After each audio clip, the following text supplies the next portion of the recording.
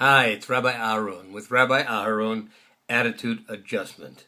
Just before we get started, just something you should know. If you like what you see here and you think people would appreciate knowing more about it, I want you to know that all the shiurim, all 12 of them so far, are posted on YouTube. You just have to go to Rabbi, R-A-B-B-I, Aharon, A-H-A-R-O-N, no apostrophe S, Attitude, A-T-T-I-T-U-D-E, Adjustment, and you'll see them all. And they go back right to the very beginning where we asked you if you were sick and tired of being sick and tired. And if you're still sick and tired of being sick and tired, then you haven't started to put into effect the things that we've been teaching here. So try it. You're going to find you like what you find when you get things going in the right direction. Now, we talked about hitbodedut, which is speaking to Hashem, talking to Him on a daily basis, for an hour if you possibly can. And it should be broken up into 3 areas like we talked about last week: gratitude, followed by teshuvah, followed by requests. Now, last week we covered gratitude pretty thoroughly. If there's anything that's happening in your body without you directing it specifically yourself, you need to say thank you for that. For a good wife, for good children, for a good Rav, for a good teacher, for good friends, for all the things Hashem gives you, of which we deserve absolutely nothing. We did nothing to deserve any of these things. We need to say thank you to Him, because it's a great gift for our good health if we have it, and for the health we have, even if it's not as good as we'd like it to be, while it's getting better, we have to say thank you. Now this week we're going to talk about teshuvah. Now we covered teshuvah briefly a while back, if you remember, and we said, the question was asked, how do you do teshuvah if you don't think you've done anything wrong? And the answer I gave was, if you don't think you've done anything wrong, I want to shake your hand. Unfortunately, that would be physically impossible, because you see, the reason your soul comes down to this planet is because it has tikkunim, it has corrections to make, it has things you need to fix in it. Now, once you've done all this, you don't have to be here anymore. So if you're still here, it means you still have things to correct, things to take care of. Now, the problem is we don't always know what it is we've done wrong. I've had people say, Rabbi Aharon, I don't think I have done very much wrong. And if I have, it's just small minor things, and mostly I just can't remember all of them. Well, you should look at the things that we do to understand where we're going.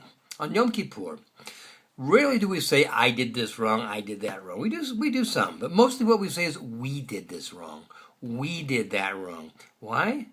Because first of all, Am Yisrael is all one great soul. Second of all, because we're apologizing for everybody in it, including ourselves, because we're part of anybody. It could be that there are things that we did in each of these categories, and we don't even know we did them wrong. So how do you ask for forgiveness if you don't know you've done something wrong? Sometimes you have to say, maybe I haven't kept kosher like I should. Maybe I haven't kept the halachas, the laws, like I should. Maybe I haven't kept Shabbos like I should. Maybe I haven't been the kind of Jew I'm supposed to be. Maybe I haven't been the kind of person I'm supposed to be. Maybe. And there's so many of them, you could go on forever. The fact is, there are things we've done wrong. None of us is perfect. And we make mistakes. How do you say, I'm sorry? This is easy. You just say, Hashem, I'm sorry. I made a mistake. I'm begging you, please, to forgive me for any mistakes I made, and enumerate as many as you can think of, because that helps. It shows that you're conscious of what you've done wrong. Then you say, I'm going to do my best not to repeat these things.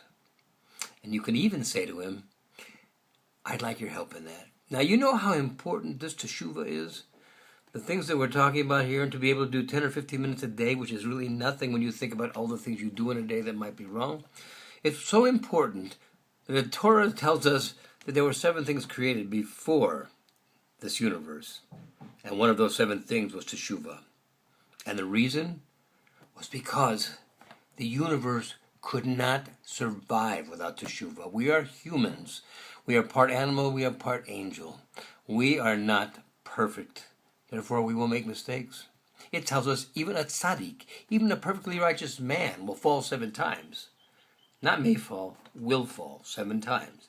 But he'll get up and he'll move on. And he gets up by saying, I'm sorry. Please forgive me. I'm going to try to do better not to do this in the future. And please, Hashem, give me your help in this matter. So this is how we do teshuvah. Now the next 2 weeks we're going to cover how do you ask for things? What do you ask for? What's the best way to ask to actually get what you're looking for in life? And we're going to cover those the next 2 weeks. But for right now, we're into Kislev. We're going into Shabbat tonight, and Motzei Shabbos, which is tomorrow night. We're going into the first night of Hanukkah, the first lights. Make sure to light your menorahs.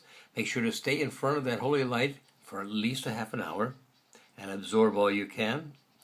And then you can start looking for the things that you need to correct in your life and the things you need after you've made these corrections that you can ask for in your life.